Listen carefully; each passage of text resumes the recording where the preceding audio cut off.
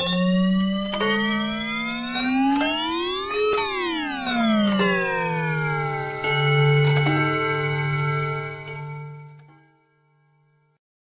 friends, welcome to a new episode of the show. I'm your host Reda, and this is the Psych and Human Body podcast. Today's guest is called Amin. Amin is also a DJ. He goes by the name DJ Reazon. So if you are someone who is interested in being a DJ one day, Amin is going to take us into a journey into how did he start, how did he do his job, and how then he starts his journey into composing music and starting to, let's say, this journey of being a DJ. So please stay tuned, watch the episode, and if you have any comment, please leave them in the section below, and I hope you enjoy. Thank you very much. I catch this on like as close as we are, so it's gonna be. So, Amin, welcome to the show. Hey, Thank you so much for accepting the invite. thank you for How's having it me. going? How's your day today? Good. It was a long You drive. excited? Yeah. First time on a podcast show? No. Oh, really? Yeah. Oh, okay. Interesting. But it's been a long time, so I mean, can you please tell me, like, who's Amin? Tell the audience who's Amin, introduce yourself, and yeah, let's go. okay, hey audience. I'm Amin. I do a bunch of stuff and have done a bunch of stuff in recent times. I like to actually hop around from From one thing hobby to to the other. another here real quick. But I mean, just to give a quick summary, so from the music side, I am currently a DJ, and I have past experience in music production. I play several different instruments, and I used to do rap music, although that is a thing of my past right now. I guess I don't really do that so much anymore. And that's for that sense. But I'm also from, like, let's say, I think it ties into your podcast and things that you guys talk about. But I am an amateur bodybuilder, competitive bodybuilder.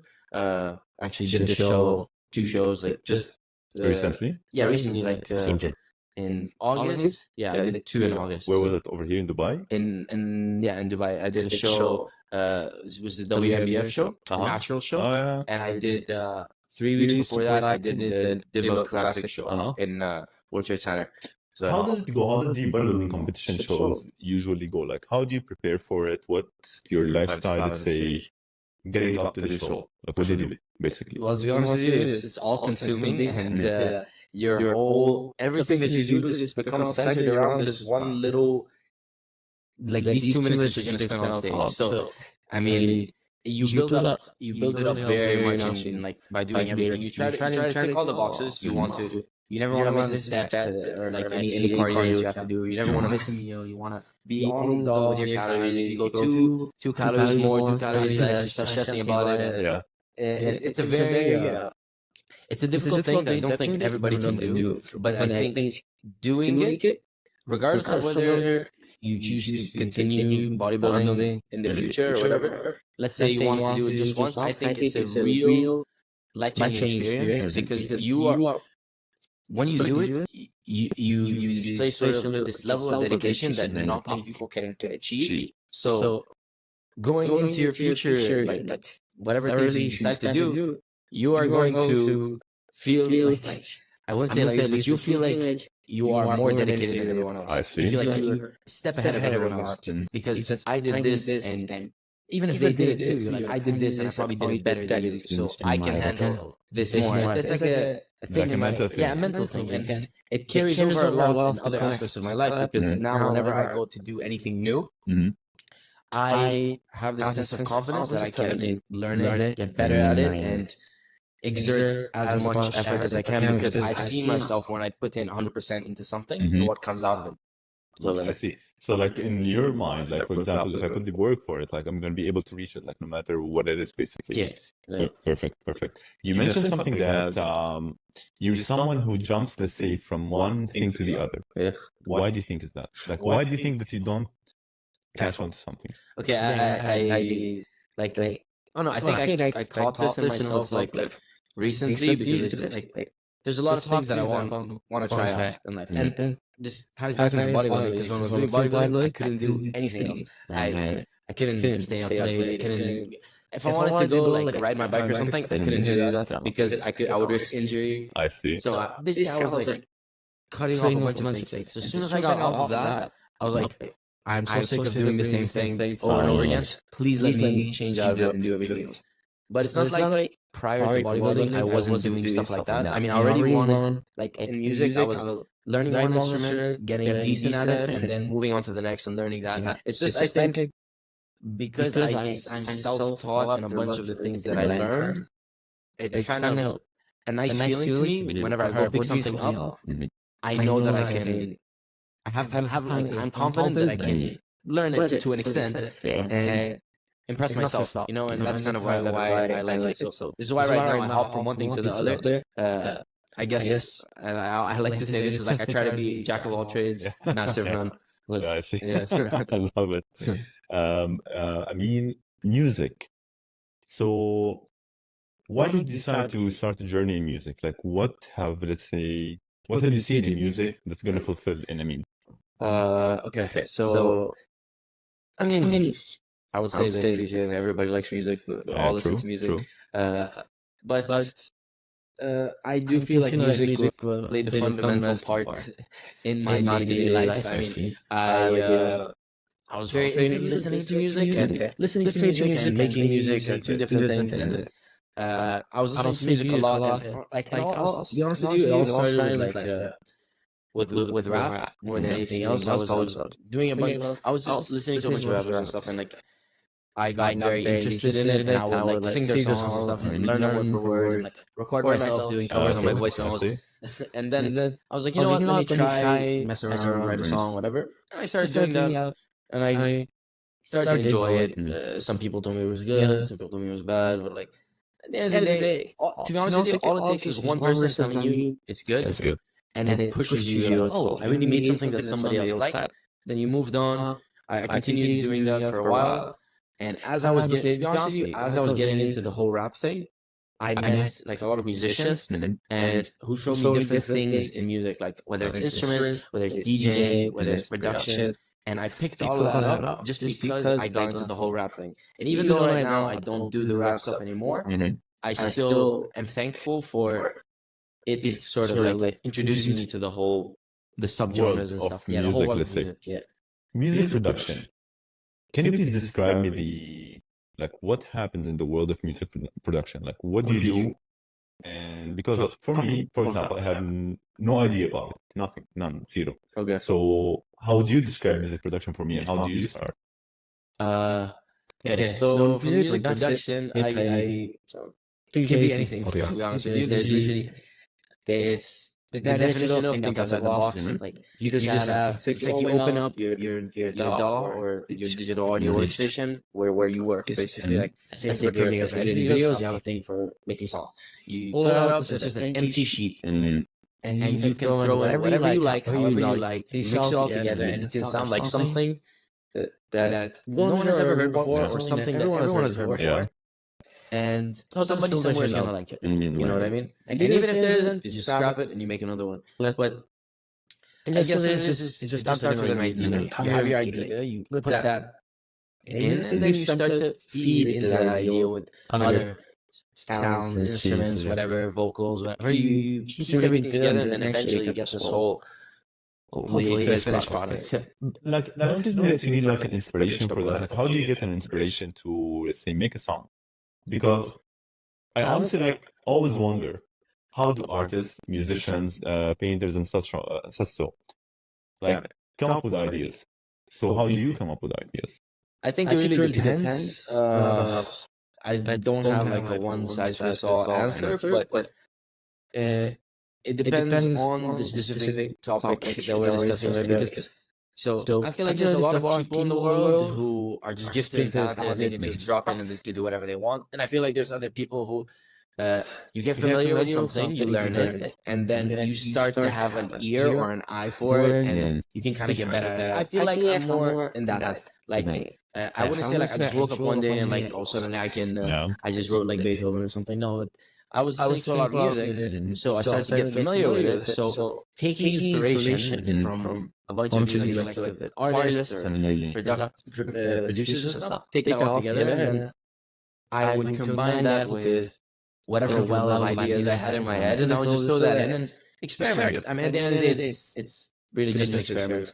Do you have like a certain genre of music that you are, let's say, specialized in, or like something that you go into in specific, or like any type of music? Well, when I was rapping, it was rap or hip hop, but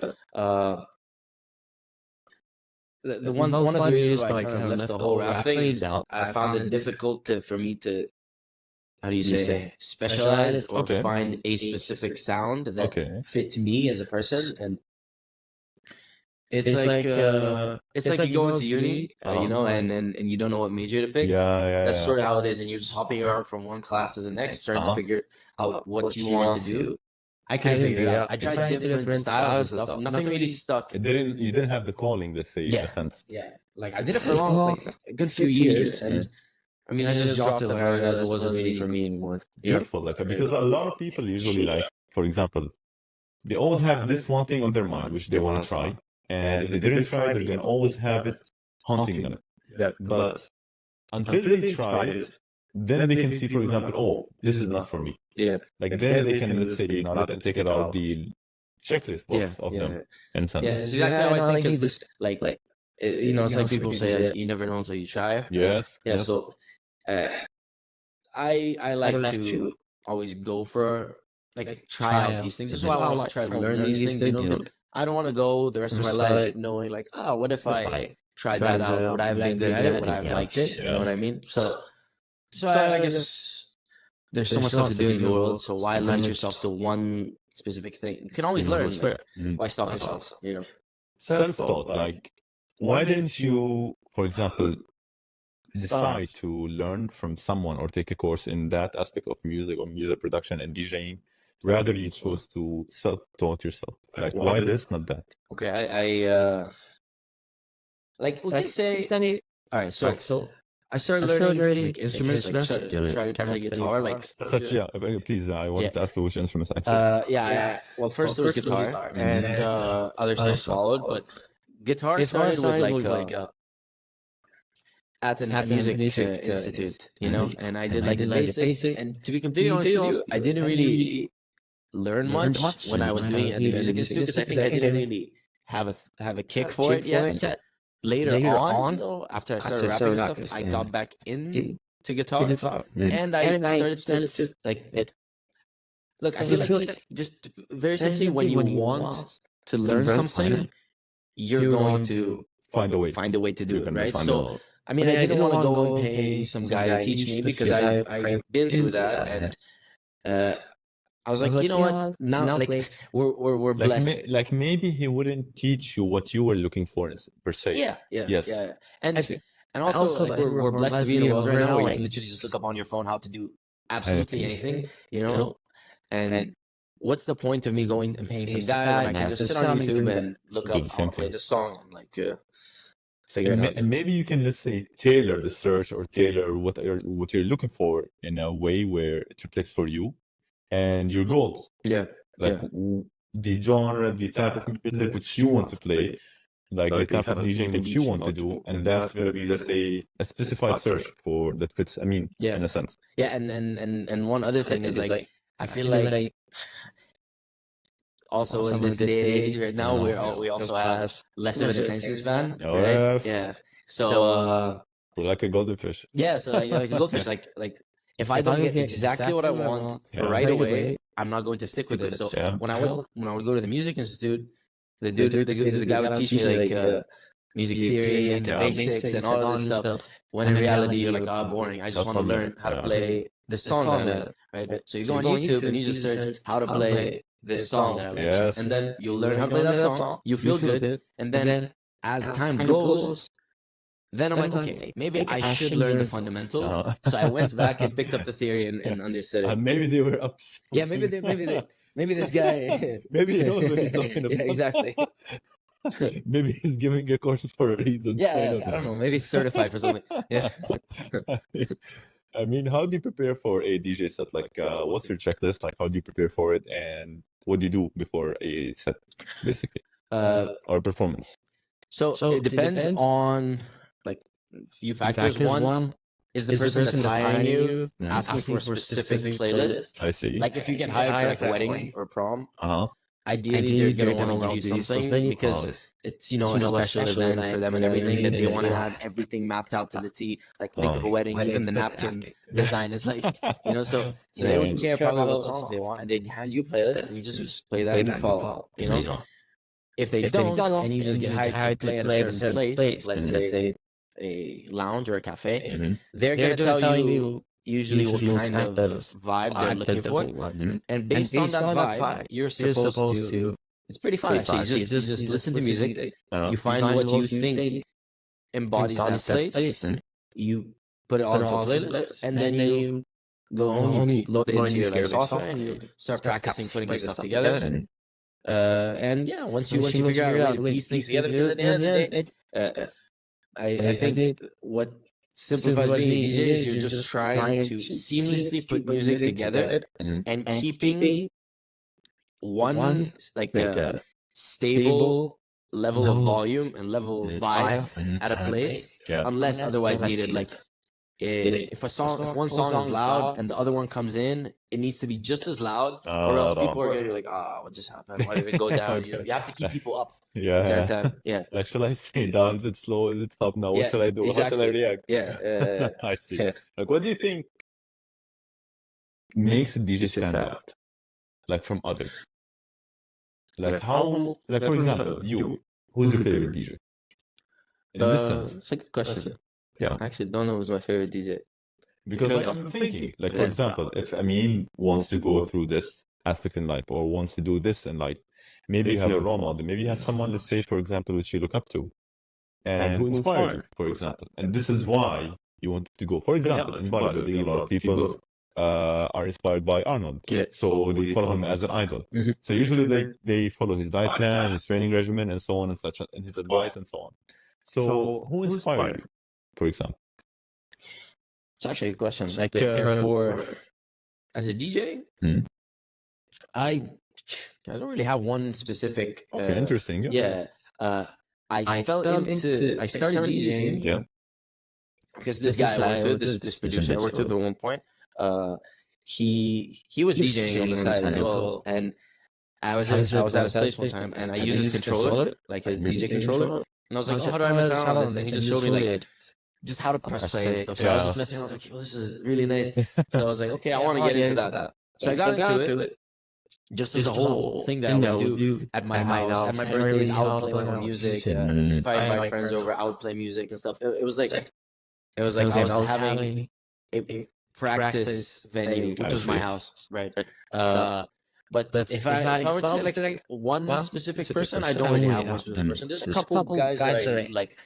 Some guys that I see that are like a fan of. Yeah, I'm a fan of. You're a fan of. I have friends who have taught me a lot. Friends that I've met here in the industry, DJing here and stuff, but not one specific person.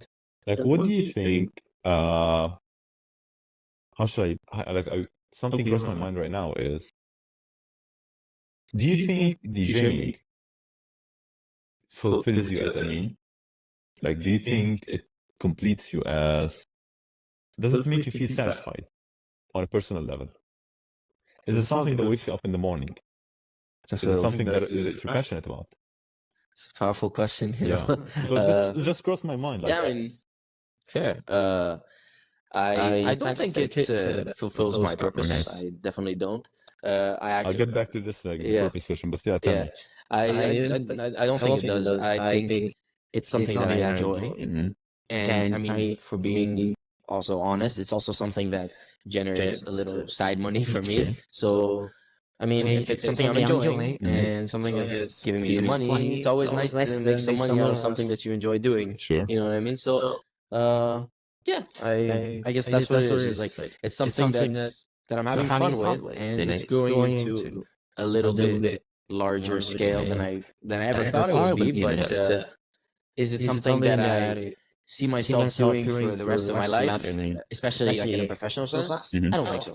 Okay. Yeah. Why is that? Let's say, for example, a door have opened for you, like, and you're able to go alongside of it. It have, let's say, raised you as Amin, and have made you bigger, and you're like, oh, this can really be something. Mhm. Would you still say no to at that point? to a door for That have DJing. yes, that have been open for you, for example. Yeah, I think it I think it really depends. Yeah. You know, I guess if you get handed an opportunity, it's going to rely on a bunch of different factors. True. You know, will I take an opportunity if it was nice and it seemed very easy to apply? Sure. Yeah. If it was really difficult, I think about it. Uh-huh. Maybe I would, maybe I wouldn't. You know, but am I pursuing this with every ounce of my being? I don't Yes, think this so. is what I'm Yeah, asking. I don't think so. Because you also mentioned like the purpose. Like, what do you think? For example, what wakes you up in the morning as Amin? Like, because many people, for example, as parents, like what wakes them up in the morning is the desire to feed their kids, to support them, and such. So, like, so this is their purpose of waking up every morning to go work hard and provide for the family. So, what wakes you up in the morning? What's the reason that's like get up from bed in the morning? What are you pursuing? What's your purpose in a sense? Honestly, Yeah. my exact purpose, I'm still not sure. But what wakes me up in the morning? I think I like to think that I also like to wake up to go and work hard and be able to, like, let's say, build a solid foundation for myself to be able to carry a future with the people that I love. You know, I would like to one day get married to my girlfriend, and I would like to be able to follow that and provide. Sure. Yeah. Sure. So and I also like to wake up and get better at the things that I do already every day. You know. So yeah, I think like this. Just for example, I bought a new DJ controller recently. So yeah, hooray for me. Sure. And thank you. And getting that, you know, it made me so excited to just wake up in the morning to just play on and get up and play and learn more stuff. You know, like once I feel like I can traverse to a next level in something that I'm doing, I get so excited to put in as much as I can, as much effort as I can, so I can get like 5% better or something. Yeah, it consumes me a lot. It's pretty. It's not the best. Let's say if I'm someone who currently wants to start DJing, like, what's the first step that I should do? Like from you now, for example, you have passed a certain period where you have been DJing and you learn parts of it. So what can you teach me, for example, if I'm someone who wants to start DJing now? What are the fundamentals that I should consider? I've said this to several people before. But learning learning the core and fundamentals of DJing is not very difficult. Okay. Especially if you have some sort of musical background. If you don't, it may be a little bit more difficult, but it's something you can get around. It's like all you need is an understanding of rhythm, of basic rhythm, and how to section up a song into beats and bars. Because every like at the end of the day, music is like a language. Yeah. And just like any other language, once you understand it, you can make sentences, right? So what DJing is you're just combining two sentences, right? So once you explain to someone how a song can be like brought down into just this core that it is just a bunch of beats playing at a certain speed, and divided into several sections, and the other song that you want to mix with it is also another song with a certain speed and certain sections, then you can figure out how to piece stuff together. You know, to be honest, it takes like a couple of weeks if you're on YouTube and you're trying to actually learn. It takes like a week or two, and you understand the basics. Man, isn't it wonderful? Like now we're in a time where whatever you want, you just Google it, and here it is. Yeah, and it pops up. But by the way, like it also shows sometimes it's a bad reflection because we are currently living in a world where we have an overflow of information. Where, for example, in the world of bodybuilding, I think you know, like when you go to the internet, you see a lot of different mentalities on types of dieting, types of training, such and such. Like, how do we start? Like, how do we filter, for example, what's the correct information and what's the wrong information? Like, what do you think? How do you think we can filter the information on the internet? I think you should take everything with a grain of salt. Okay. Yeah, don't just believe everything you see. Mm-hmm. I think to some extent we're all guilty of it. Like you see something, let's say something you want to believe so bad, and someone finally said it, and you're like, okay, this is all I wanted to hear. Like, Yes. but the reality of it is, especially with things like your diet, your nutrition, your training, all of that stuff. There's no one size fits all answer. True. Everybody has something that's going to work for them. And all I think you should do is you should try everything. Give everything a shot. If you like something, it'll stick with you. If you don't let it go. But there is no right or wrong. Like if somebody, like there's a lot of talk. Like since we're talking about training or something, yeah, there's a lot of talk about like how exactly you should train and like what form is good, what form is wrong. If you do something to this close to failure, is it okay? If you do less than that, is it not as good? There's so many different arguments that can be made, and if you think about it, the person who makes an argument for a certain thing is a person that believes in that, or maybe does it themselves, right? And it worked for them. Worked for them. Yeah. So if something works for you, what's your reason to argue that it doesn't, that it's not going to be good for somebody else? But at the end of the day, everybody's different. I could do like, I don't know, I could do like 45 sets of chest in my week, and you could do 10, and you could get more growth than me. True. Does that mean that you are training correct and I'm training wrong? True. No. It just means that I'm training to what works for me, and you're training to what works for you. So. Yeah. Because like the science nowadays says that, for example, you need to train a set of muscle within 20 to 22 sets per week. However, you see a lot of people who usually never do that, and still they're having results. In a sense. So as you said, like it's not a one-size-fits-all equation for everyone, because we are in the end different, like different hormones, different stress levels, different gene metabolism, such and such, even different insertions with the muscles, in a sense. Yeah. So from that, you can just say measure everything else in life. Like for example, now the DJing, the rapping, like for example, it fits you. Yes, I mean, it fits your mentality, fits your personality. Like it clicks with you at a point. Rapping didn't, for example. So I see your point. Like, can you please tell me what are some of the misconceptions about DJing, like that you have met, like some misconceptions that people think about, but they're actually not true? Okay. That's a good question. Well, one thing is, like I did say it's easy to learn, but it's not easy. That's so much easier. That's so easy. But it's not easy to do in front of people. I see. Because see, in my opinion, the most difficult thing to do as DJ is understand what the people want. Because one thing that is different than, let's say, playing in your room and practicing and playing in public is whenever you're playing in public for an event or people or whatever, you're not playing for yourself, you're playing for them. So if you don't like a song, it's not my problem. You have to play the song that they want to hear, or else you've basically failed at your job. Your job is to create an atmosphere and create a vibe for the people, whatever that vibe or atmosphere is, depends on the place. But you just have to read the room. That's it. It's like DJ slash person who reads the room. That's what you're supposed to do. How do you sense, like, how do you interact with the audience? Like, how do you interact with the with your live audience? How do you sense them? Like, did you, for example, one time went with a plan, then you had to change it? Yeah.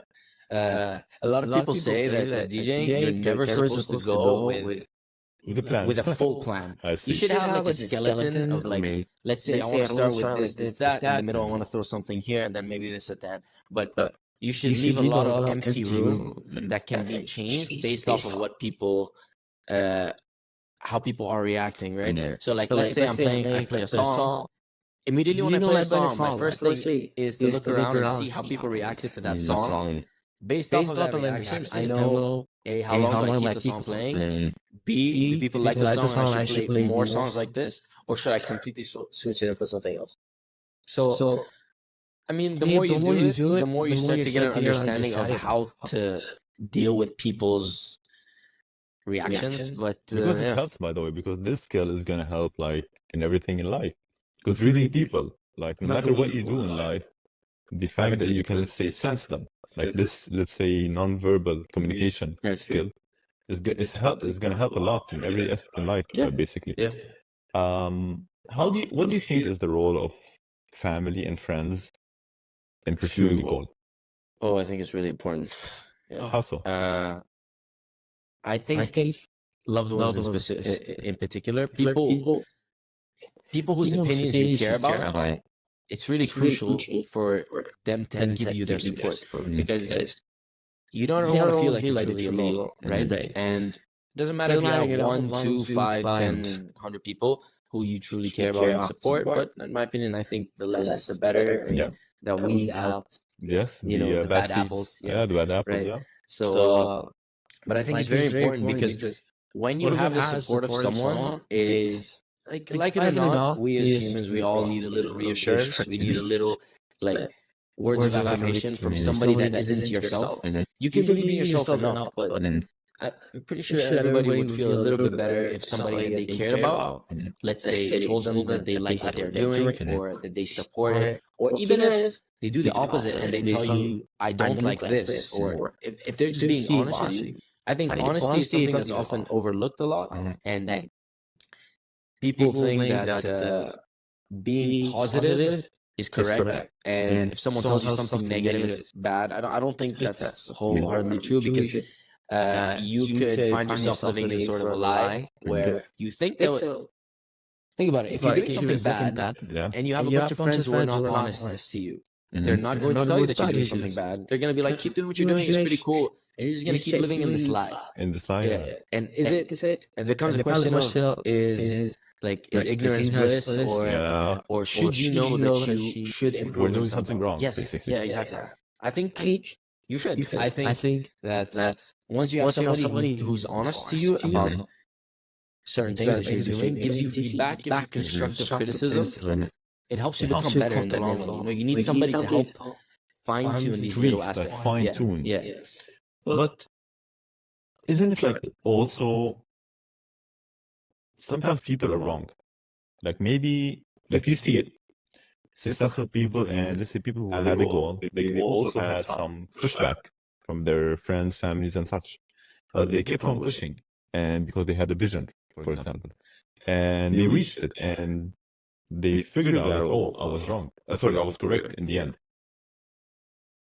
So do you think we always have to take the word of a loved one or family and friends as a validation for the work that we need to do? Like without it, for example, would you still go for DJing? Like if you didn't have the support, for example, would you as Amin still go for it? Yeah, I don't know actually. I like to think that I would. If you had a pushback, for example. If I had a pushback, like if I had no support from, well, first of all, I wouldn't just agree that, like, as to why they're not supporting me. I would ask them why they don't think so. I need a valid explanation as to why. If I'm convinced and you've made your fair case to me and I agree with you, then you may have convinced me otherwise. But if you can also convince me of why you don't like it, but that doesn't mean that I don't like it or I don't want to do something. Like, for example, parents are always. You can find it often that parents would, let's say, prevent their child from doing or trying something out. For to the kid, it might sound like, oh, they just don't want me to do anything. But in reality, the parents, they're just looking out for you and stuff. So you can understand why they don't want you to do it. Doesn't mean you're not gonna do something. You're gonna travel the world and try something out, or whatever it may be. I see your point. I see your point. Because for example, I knew some of my friends, for example, they always wanted to do something at a point in time. And they had some pushback from their family, friends, and such. However, they neglected it. And in some cases, the parents were correct. In other cases, they were wrong. And it's a tough call, like it's a very tough call to filter out the words of your social circle. Like it's very tough to figure out, like, should I do this? Should I not do this? And it goes back to a question of, is it really what I want? For example, is it really what I want, or is it what my friends and family and the environment that I'm in that wants me to do? Yeah. You got me? Yeah. Like, are we shaped upon our environment, or are we shaped within what we want? Yeah. What do you think? That's Very good perspective. I Like just from your own perspective, like because this thing just like crossed my mind now. yeah. Because are we influenced heavily, or are we basically doing what we want in a sense? Like because you see that on social media, for Yeah. example, influencers and like maybe you never knew about something, but when you go to the internet, you start seeing it more and more and more, and you start liking it. Yeah. So it's like it plays on your unconscious mind somehow. Yeah, clearly, You get me? definitely, especially, like you said, influencers or people whose opinions you care about. Yeah. Like, even if it's not somebody's opinion that we like, one specific person, if society as a whole believes in something, we're like swayed into agreeing with it or being influenced by it or something. Like, I don't know, like if a million people like a song, and or let's say a really popular artist releases a song, you have reason to believe that the song will be good. Good. Yeah. If literally like 10 million people said it's really good, but you listen to it and you hate it. I don't like it. Yeah. Do you So really you start hate asking it? yourself. Yeah. Do I hate it? Yeah. Like, let me listen to it again. You know what I mean? So Do I really hate it? yeah. Maybe I would like it the next time. Exactly. And sometimes you're wrong, sometimes you're right. But I think that it's like the strongest people are the people who are not influenced by other people's opinions. I think you should be open to criticism and you should be open to being questioned. But I think that the strongest personality types are people that their opinions are rock solid, Yeah. and they believe in themselves no matter who is going to come and tell them. Yeah. Yeah. But at the same time, they would listen to the criticism and see maybe they have a point. Yeah. Maybe they have something which is valid to the situation which I'm in currently. I mean, what's your plan for the future in the world of DJing? How do you plan to, let's say, go alongside of it? Like, what's your plan for the next couple of years? What's on your mind? And What projects are you working on, basically? Well, to be honest, I'm just trying to get myself a little more out there. I'm reaching out to a bunch of places, a bunch of venues. I've played at several venues, and I'm trying to just expand the types of venues that I like to play at.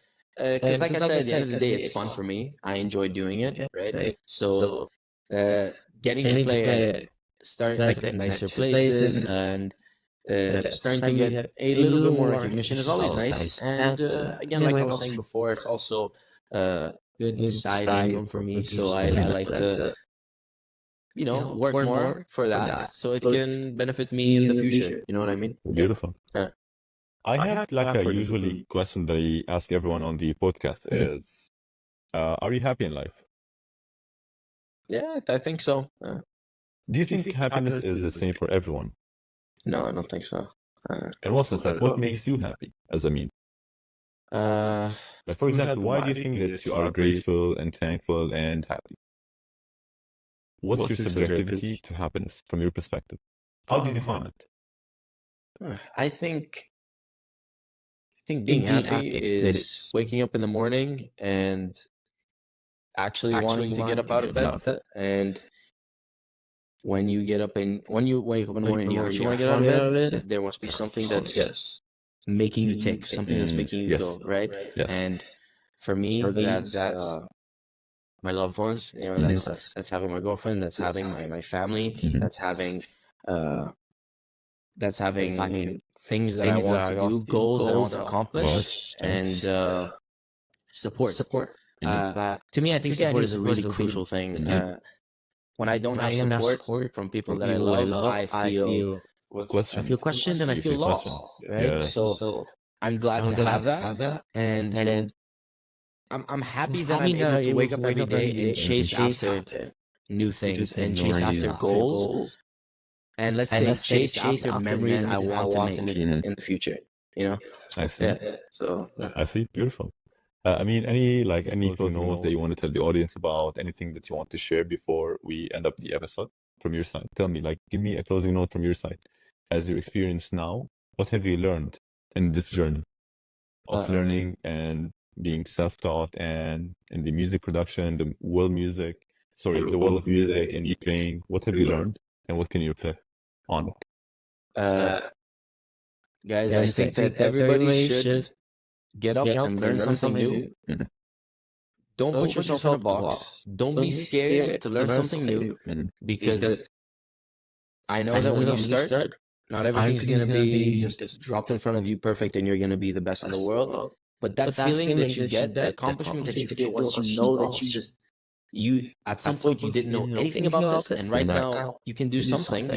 Like let's say you weren't able to play an instrument at all, and now you can play this song that you really like, or you didn't know how to DJ, and now you did your first mix or something. That sense of accomplishment is like sort of a hit of dopamine that you start chasing after over again. So that's kind of one of the reasons why I try to learn so many things, and I think that guys, don't put yourself in a box. And there's so much in the world to discover. You can find one thing that you can be really good at, but what's stopping you from trying out a bunch of other stuff as well? Yeah, you live once. There's a saying that you don't know if you like what you don't know. In a sense, like you don't know if there's something maybe out there which you haven't tried, but maybe you would like so much if you have tried. Yeah. So maybe experiencing is like one time you're gonna find like your true calling. Yeah. Because until now, like many people, even they reach the age of 60, 70, like close to the end of their life, the end of their journey, and they still didn't find their true calling. And I think that all of us are looking for this. Like everyone is looking for the true calling, looking for the reason, looking for the tick that wakes you up in the morning. Yeah. In a sense. Yeah, I think we're all we're also obsessed with trying to find what our true purpose is. Oftentimes, I find myself like thinking, like, man, I don't actually know what I want to do. Like this, that, and like how many years or whatever. And I always have to get snapped out of it because, like, why am I worrying so much about what's not right now? Let me maximize on whatever I can do right now. Have as much fun as I can right now. Try out as many different things as I can. And eventually, it's like it's the same thing as like how people tell you that when you're out looking for love, you won't find it. You should be out there working on yourself, and then the person who's working on themselves as well and is fit for you will be attracted. Yeah, it's gonna be attracted to you. Exactly. You attract what you are in a sense, right? So I think don't like this goes for me as well. As don't be so obsessed with trying to find your purpose in life. Your purpose will come. Just go out there and try stuff. You never know. Maybe your purpose in life is that thing. I don't know. Is that one thing downstairs in front of your house that you never want to give it a try? Very true. Very true. Like from the world of music, I think you might understand this the most. It's the beauty of a song is not by the beginning or the end of it. It's the beauty in the middle. Yeah. Yes. So this is like exactly. So it's not about the beginning or where do we want to get into the end. It's about the journey. Exactly. Yeah. Life is about the journey. Yeah. Thank you so much, Amin. Thanks for having me. Thanks so much for coming in for the show, and I wish you nothing but happiness in life and all the best in your future goals. And thank you. Thank you so much. Thanks so much. I appreciate it.